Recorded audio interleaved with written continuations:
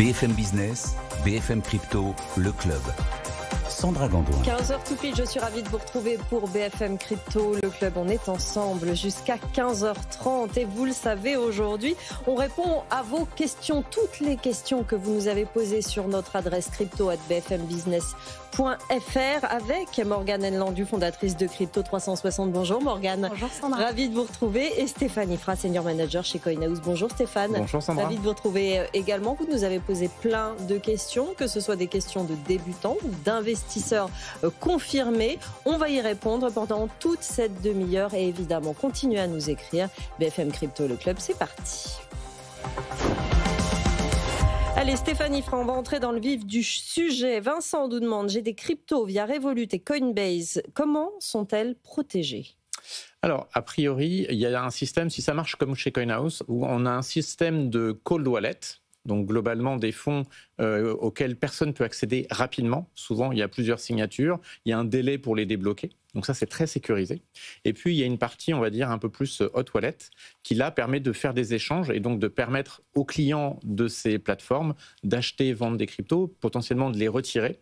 Et pour ça, il vous faut un petit volant de crypto qui est plus facilement accessible pour être capable rapidement d'interagir avec ces cryptos. Yep. En tout cas, c'est comme ça que ça fonctionne chez CoinHouse et il n'y a pas de raison que ça fonctionne différemment chez ces grandes entreprises. J'ajoute une question à celle de Vincent. Est-ce qu'il faut ajouter quelque chose ? Dans le contexte actuel, on aime bien parler de sécurité de ces fonds. Est-ce qu'il faut ajouter quelque chose, d'après vous, d'extérieur ? Ou est-ce qu'on peut totalement faire confiance à ces systèmes-là ? Alors, en fait, il faut bien voir qu'il y a deux choix pour conserver ces cryptos. Soit on les conserve au travers d'une plateforme. Et là, effectivement, c'est le choix de la plateforme. Il y a des plateformes qui ont fait faillite, comme FTX. Donc, c'est pas sans risque de mettre son argent sur une plateforme, même si elle est grosse. Et il y en a eu d'autres dans le passé. On peut penser à MTGOX, qui était à l'époque la plus grosse plateforme. Oui. Donc, attention, même les grosses plateformes, il peut y avoir, entre guillemets, des défauts et donc perdre ses cryptos. Maintenant, c'est quand même des gens qui, pour la plupart, sont quand même très professionnels dans ce qu'ils font. Ils ont la compétence technique pour bien conserver ces cryptos. Ils ont tout le staff qu'il faut. Potentiellement, c'est des acteurs qui sont régulés, que ce soit Coinbase aux US, Revolut, qui est régulé en tant que banque, si je ne dis pas de bêtises. Donc, c'est quand même un gage de confiance. C'est plutôt sécurisé. Voilà. Donc ça, c'est le premier choix. On achète, on vend ses cryptos et on les laisse finalement à sa banque. Soit on se dit, non, j'ai pas tellement confiance dans le système et on peut se servir de ces plateformes-là pour acheter, vendre ses cryptos et les retirer pour les stocker soi-même sur un propre device. En France, on a Ledger qui propose ce genre d'outils. Une des licornes françaises. Là, le risque, c'est que vous êtes en charge vous-même de la sécurité des fonds. Oui. Donc, il n'y a plus de risque de contrepartie. Mais si jamais vous vous faites hacker votre propre device, si vous perdez le device et que vous avez oublié de noter votre phrase magique qui vous permet de récupérer votre device si jamais celui-ci ne fonctionne plus, là, c'est pour vous. Voilà. Donc, c'est comme si, entre guillemets, on disait j'ai pas confiance dans ma banque, BNP Paribas, Société Générale, peu importe. Donc, je ne laisse pas mon cash à la banque. Je retire mes billets, je les mets chez moi dans un coffre, sous mon matelas, peu importe. Je suis responsable de ma sécurité. C'est ça, c'est une question de garder ou pas la sécurité de ces fonds. Lilian vous demande, Morgane, qu'est-ce qu'un ETF Bitcoin Spot ? Et il met spot en majuscule. Et il fait bien de le mettre en avant parce que c'est vrai que c'est totalement différent d'un autre ETF. Alors déjà, un ETF, qu'est-ce que c'est ? C'est vrai que c'est un instrument boursier qui permet, en fait, il est échangeable du coup sur toutes les bourses, de se positionner sur en fait un sous-jacent qui va être un actif ou plusieurs actifs. Et ici, depuis 2024, on a eu plus d'une dizaine de premiers ETF Bitcoin Spot qui ont été acceptés. Et qu'est-ce que ça veut dire ? Ça veut dire qu'en fait, maintenant, un profil, par exemple, très prudent, qui n'investit qu'en bourse, peut se positionner en achetant un ETF Bitcoin Spot. Quel est l'intérêt ? C'est en fait de pouvoir suivre le cours du Bitcoin sans forcément devoir le posséder moi-même. C'est-à-dire que je ne dois pas apprendre à le mettre en sécurité, je ne dois pas comprendre comment la blockchain fonctionne, comment faire une transaction, et en même temps, je suis exposée à son prix. Alors pourquoi spot ? Tout simplement parce qu'on est on spot, c'est-à-dire qu'on est à l'instant T. On va vraiment suivre le cours en temps réel. Les petits désavantages des ETF spot Bitcoin, c'est qu'il y a quand même des frais de gestion. Vous faites aussi confiance à un gestionnaire, à un émissaire. Par exemple, il y a BlackRock qui est le plus connu, il y a Franklin Templeton, il y en a plusieurs, mais vous devez quand même leur faire confiance pour que le Bitcoin que eux vont réellement acheter, eh bien, ils sont en sécurité. Donc, on revient sur l'aspect un petit peu de sécurité, parce que c'est le cas aussi avec les ETF spot Bitcoin. Et puis, vous avez quand même la volatilité du Bitcoin. C'est un petit peu l'avantage, mais pour certaines personnes qui vont découvrir cet actif, il faut se rendre compte que vous allez quand même être soumis à la volatilité de Bitcoin sur le long terme. C'est plutôt une bonne nouvelle, puisque c'est un actif qui se comporte bien depuis plus de 16 ans maintenant, Bitcoin. Mais sur le court terme, il y a des montées et il y a des descentes. Et forcément, vous allez le vivre aussi. On sait qu'il faut regarder ces valeurs-là à long terme le plus souvent. Et c'est le mieux pour ne pas avoir les nerfs qui flanchent. Stéphane? Oui, en fait, Bitcoin Spot, c'est aussi par rapport à Bitcoin géré à partir de futurs, puisque les Bitcoin, les ETF Bitcoin ont été lancés bien avant 2024, mais ils n'étaient pas gérés avec du spot. D'ailleurs, il n'y avait pas un achat de Bitcoin effectif. C'était géré, on va dire, de manière synthétique. Ce qu'on appelle de manière synthétique, c'est quelque chose qui existe d'ailleurs dans le monde de la finance traditionnelle. Les ETF sur du CAC 40 ne sont pas forcément avec de l'achat d'actions CAC 40. Souvent, il y a une poche de cash. On fait ce qu'on appelle un swap, un échange de performance entre la performance du cash qui est détenu par le fonds et la performance d'un panier d'actions, là en l'occurrence celle qui représente le CAC 40. L'ensemble vous donne un ETF CAC 40 qui est ce qu'on appelle synthétique. Donc il y avait auparavant des ETF synthétiques sur le Bitcoin. Le gros inconvénient, c'est que la réplication, ce qu'on appelle la réplication, le fait de dire si le Bitcoin monte de 1,2%, alors mon ETF monte de 1,2%, la réplication n'était pas très propre parce qu'on a ce qu'on appelle un effet, c'est un peu technique, je suis désolé, de base, donc de différence entre le prix du futur et le prix du spot. Oui. Voilà, qui correspond à un coût de financement. Et c'est pour ça que ce n'était pas très propre et que les gens attendaient quelque chose de, on va dire, plus simple et plus facilement appréhendable d'un point de vue performance. Morgane, Candice nous dit « Comment faire une bonne traçabilité de mes opérations ?» On est en période fiscale, il y a peut-être une idée derrière cette question-là, à ce niveau-là? Probablement, elle tombe au bon moment. Finalement, cette question, je pense qu'il faut le faire dès la première opération, c'est-à-dire au moins au minimum avoir un Excel. Un Excel, ça va permettre en fait d'avoir une traçabilité qui ne dépend pas d'une application extérieure, qui ne dépend pas en fait d'un organisme, d'une entreprise. C'est sur mon PC, je fais mon petit Excel. Et qu'est-ce que je vais mettre? Je vais mettre la crypto que j'achète, le montant, la date, l'heure. Et en fait, c'est vraiment mon registre pour pouvoir m'y retrouver sur toutes les opérations d'achat, de vente, peut-être même de conversion que je vais faire. Et je pense effectivement que c'est important de le faire dès le départ. Ce que j'aime bien faire aussi, c'est avoir un petit tracker. Du coup, là, c'est une application. Vous avez CoinStat, mais il y en a d'autres. Il y a des versions gratuites, il y a des versions payantes. Et ça vous permet quoi? Ça vous permet en fait d'avoir une traçabilité de votre portefeuille cette fois-ci. Comment est-ce que mon portefeuille, d'un point de vue investissement, il se comporte? Par exemple, depuis ce matin, comment le Bitcoin a fluctué par rapport à mon prix moyen d'achat. Et je trouve que c'est assez intéressant d'avoir ça pour avoir une bonne traçabilité, puisque je peux voir la performance de mon portefeuille, mais c'est quand même bien d'avoir un Excel aussi, parce qu'une application de nouveau qui est centralisée, ce qui fait penser un petit peu aux avantages de la décentralisation qu'on aime nous dans notre écosystème, eh bien cette application peut avoir un problème et du jour au lendemain, vos datas, elles peuvent s'envoler. Donc les deux, c'est l'idéal. Vous avez un Excel extérieur, vous l'avez dit. Il y a certaines applis qui permettent de tracer toutes les opérations qu'on a faites ou pas? Alors, je pense qu'il y en a. Moi, personnellement, j'utilise simplement un tracker et alors je ne mets pas mon identité. Donc, c'est un email dédié aux cryptos et c'est ce que je dis souvent, c'est de créer une adresse mail dédiée pour les cryptos et c'est ça que je vais en fait coordonner et synchroniser sur ce genre d'application, parce qu'en fait, je ne veux pas qu'on sache qui je suis forcément, parce que s'ils sont hackés, justement, il pourrait y avoir un petit souci. Donc, peut-être que ça existe, mais du coup, au niveau de la confidentialité, si jamais il y a un souci, où vont mes datas? C'est juste la petite question que je pose. Très bien. Fabien vous demande, Stéphane, est-ce que la mise à jour Pectra sur Ethereum explique le rebond récent sur le cours de l'Ether? Alors, déjà, on peut rappeler rapidement ce que Pectra a pu amener on va dire, à l'écosystème. Il y a eu, on va dire, pour moi, 3 gros impacts de Pectra. Ce n'était pas une révolution, c'était plutôt une évolution.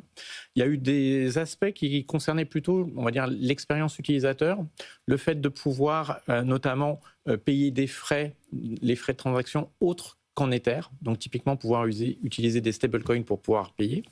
Pouvoir payer pour le compte d'autres personnes, c'est frais. Donc là, c'est plutôt dans le cadre d'applications. Ça peut être utile pour des gens qui vont monter des projets. Ça a été de regrouper des transactions également entre elles.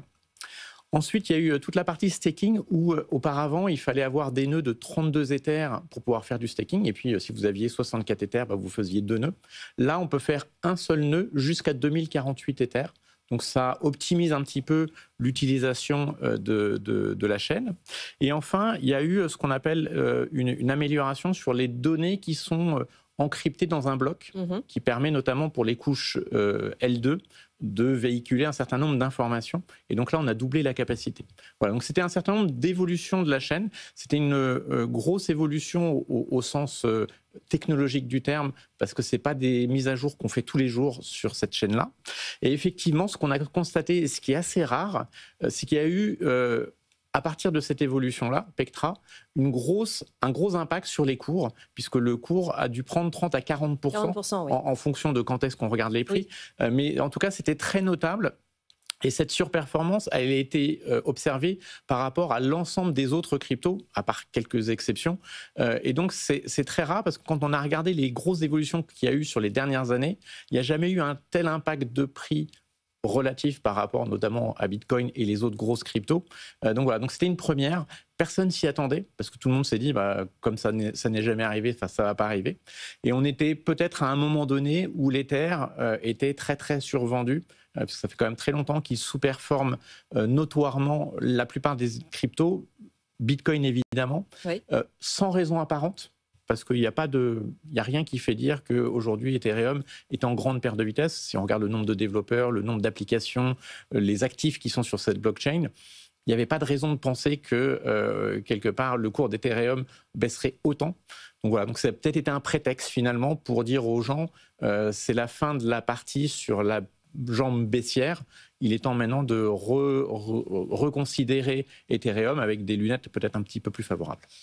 Jérémy vous demande, Morgane, serait-il envisageable d'aborder dans une prochaine émission, aujourd'hui donc, Chainlink, je m'intéresse de près à ce projet et j'aimerais beaucoup qu'il soit présenté à l'antenne par une experte ou un expert afin d'en apprendre davantage sur ses enjeux et son utilité. Oui, alors Chainlink, c'est un projet que j'apprécie énormément. Dans sa catégorie, Chainlink, il est quand même un pionnier. Alors qu'est-ce que c'est d'abord Chainlink? C'est un oracle. Alors c'est un réseau d'oracles en fait décentralisé. Il faut comprendre l'utilité des oracles. Beaucoup de personnes qui démarrent dans cet écosystème, c'est assez rare qu'elles aient déjà entendu parler de ce que c'est un oracle. Donc c'est peut-être bien qu'on ait l'opportunité maintenant d'expliquer ce que c'est. Alors, un oracle, qu'est-ce qu'il va faire? Il va en fait jouer le pont entre le monde réel et le monde de la blockchain.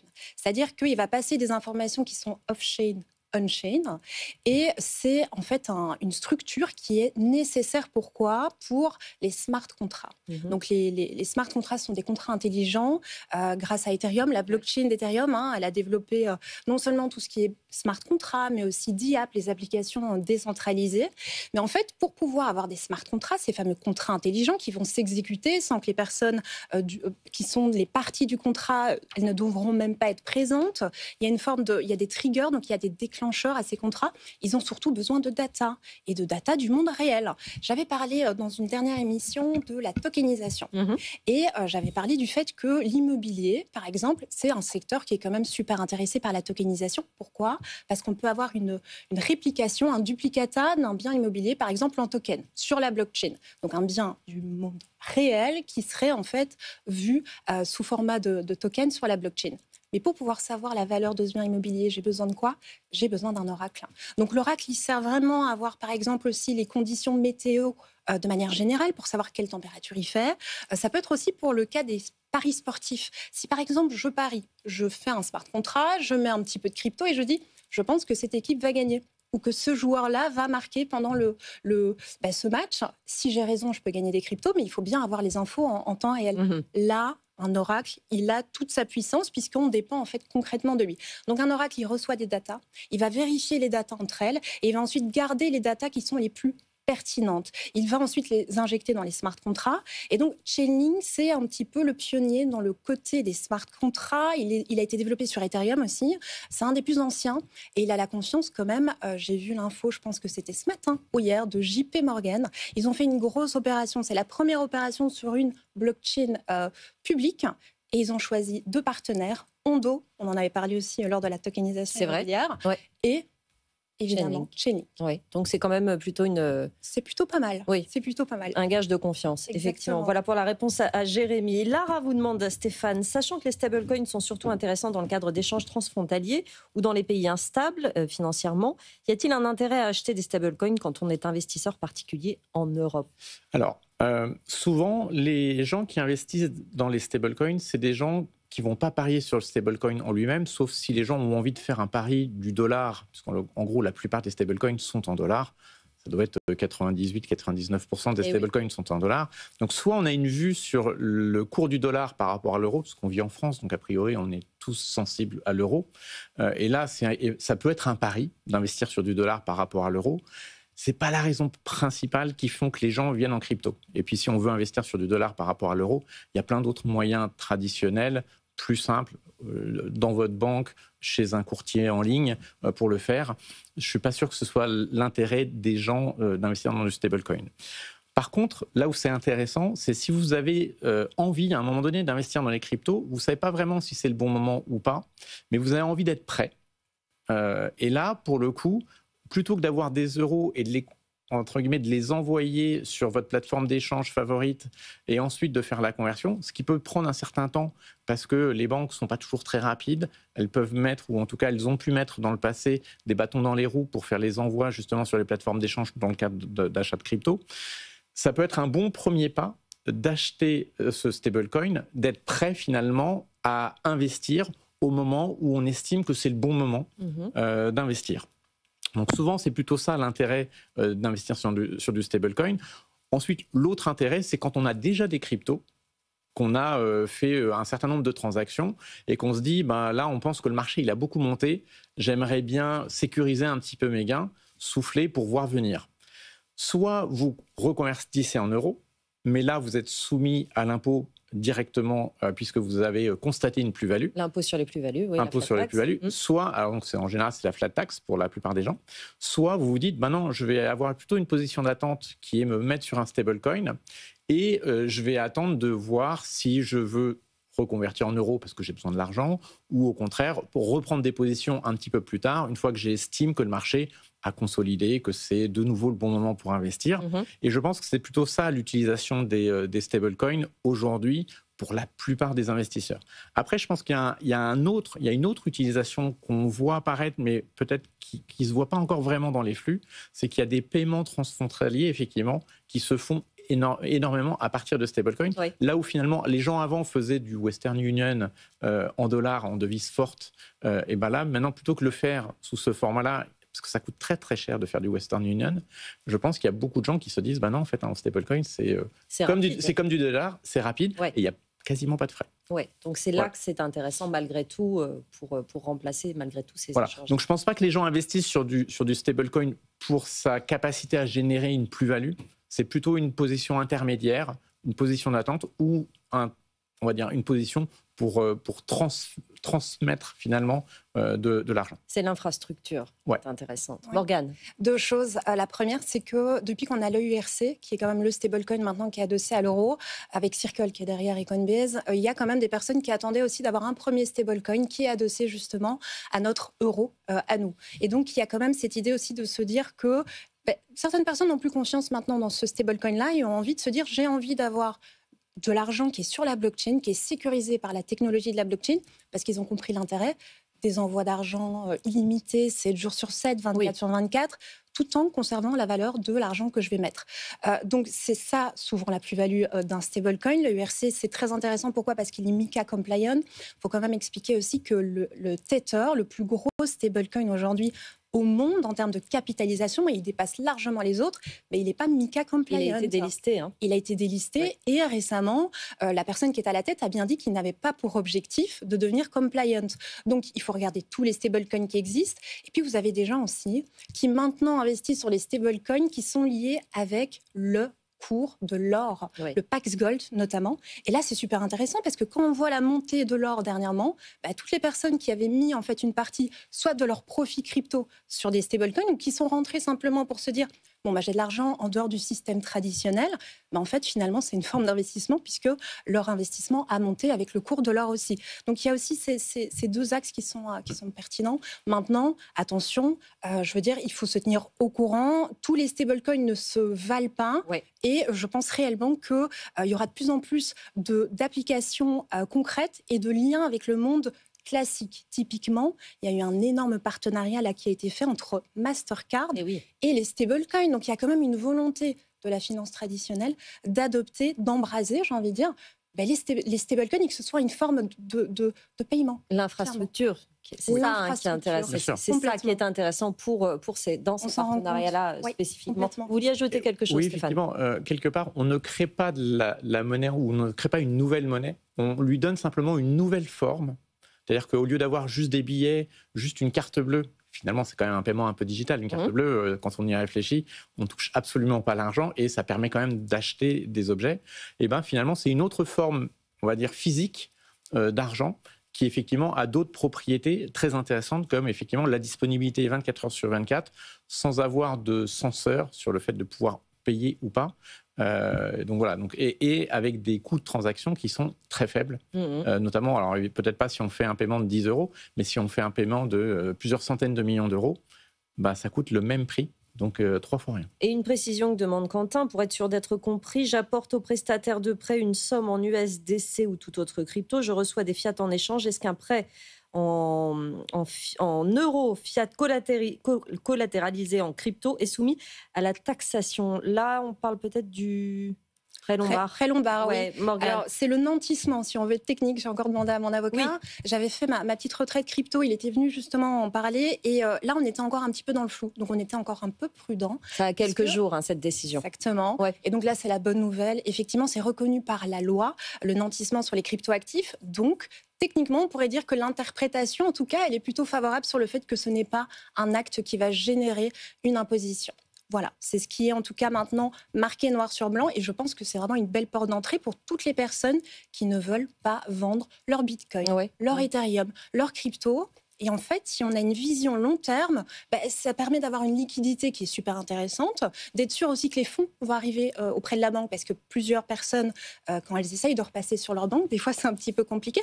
En fait, on a un prêt qui nous permet de recevoir de la liquidité, de rester exposé au marché.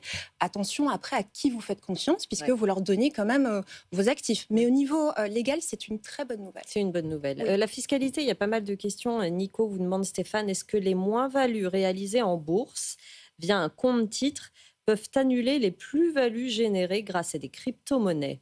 Alors déjà, je vais dire que je ne suis pas un expert fiscal. Pour autant, je me suis renseigné. Et la réponse est non.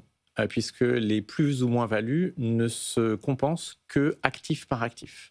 C'est-à-dire que si vous faites des plus ou moins values sur le monde des actions, elles ne sont compensables qu'entre elles.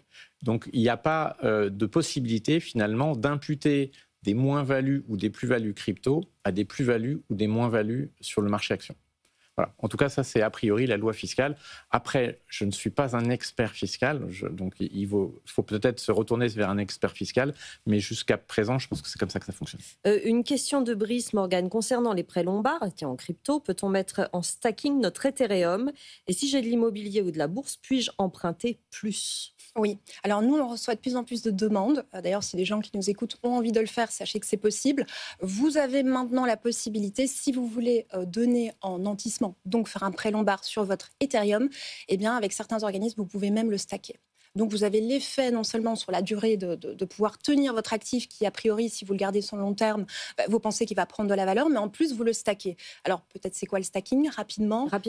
C'est en fait une mise en enjeu de mes cryptos qui va faire que je vais aider à sécuriser la blockchain et je vais être payé pour le faire, payé dans la crypto que je vais stacker. Alors attention, il y a une date de stacking, je vais payer aussi pour mon stacking, je vais devoir attendre pour récupérer mes fonds. Mais là, ce qui est génial, ce serait que ce serait en fait la banque qui le ferait pour vous. Donc votre Ethereum, il pourrait continuer à générer des rendements et en plus, vous auriez la liquidité directement en cash qui arriverait sur votre compte. Je trouve que c'est quand même une bonne nouvelle. Après, est-ce que tous les organismes me le proposent? Je ne sais pas. Mais en tout cas, c'est vrai que c'est une possibilité, en sachant que si, par exemple, vous avez aussi de l'immobilier ou de la bourse, puisque pas mal de gens, en fait, ils ont un profil où ils sont multi-investisseurs, ce qui est plutôt intéressant, eh bien, vous pouvez aussi emprunter plus. Il faut quand même être conscient que si vous n'avez que des cryptos, vous allez quand même être limité dans le pourcentage. Je croyais qu'on ne regardait pas le reste des avoirs, on regardait que les cryptos dans ce prêt Lombard-là. Alors les derniers échos que j'ai eus avec mon avocat et avec une banque en particulier avec laquelle nous, on trouve qu'ils font du bon travail, qu'ils sont assez sérieux, c'est que si vous avez de l'immobilier ou de la bourse, vous pouvez monter un petit peu plus sur le prêt que vous allez faire. Quand même. Il y a un peu plus d'argent à Exactement. côté, effectivement. Stéphane, vous vouliez compléter? Oui, juste petite remarque, puisqu'on parle de prêts collatéralisés, puisque même si c'est nanti, je ne sais pas exactement la différence juridique, mais l'idée c'est ça. Donc imaginons que j'ai 1000 en crypto et que je veux obtenir un prêt en face de ces 1000. La banque, a priori, ne va pas me proposer 1000 puisqu'il y a quand même un gros risque de marché. Donc on est à quoi, 400 à peu près, c'est ça? Je sais pas combien elle va proposer. Mais... Alors, nous, on était entre 40 et 50%, avec bourse et IMO, 70. On pourrait monter. Voilà, donc globalement, imaginons qu'elle me prête 500 par rapport à ces 1000.